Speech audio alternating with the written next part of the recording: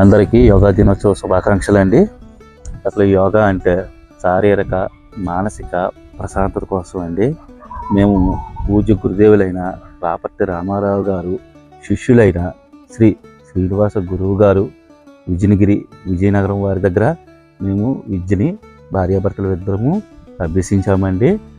మేము ఈ యోగాలోకి వెళ్ళాక చాలా ప్రశాంతంగా చాలా చక్కని జీవితం గడుపుతున్నామండి.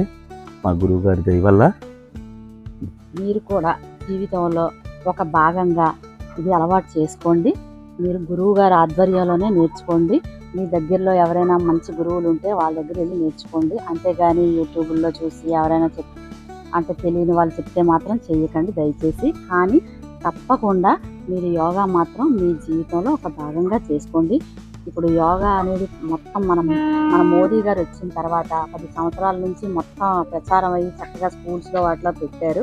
కాబట్టి మనం కూడా ఇంట్లో ఎన్నో పనులు ఒత్తిళ్ళు ఉంటాయి, దానివల్ల ప్రశాంతత ఉండదు.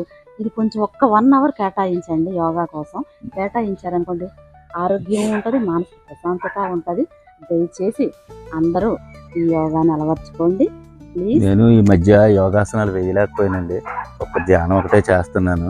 యోగాసనాలు వేద్దామంటే నాకు ఈ మధ్య సర్జరీ ఒకటి అయ్యిందండి. 2 ప్లేట్స్ పడ్డాయి. 1.5 సంవత్సరం అవుతుంది. మొన్నే ప్లేట్స్ రిమూవ్ చేశారు. దానివల్ల కాస్త ఆసనాలు అవి వేయలేకపోతున్నాను. దానివల్ల కాస్త చిన్న ఒళ్ళు కూడా వచ్చింది. కానీ ధ్యాన మార్గాన్ని మటుకు వదలలేదండి. మా గురువు గారు ఆ మార్గాన్ని వదలొద్దని అన్నారు. ధ్యానం అయితే మటుకు తప్పనిసరిగా చేస్తున్నాను. శరీర దారుఢ్యానికి కొద్దిగా సహకరించలేదు. కాస్త ఇంకొక 2 నెలలు ఆగమన్నారు. ఆగాక మళ్ళీ చేసుకుంటాను నేను.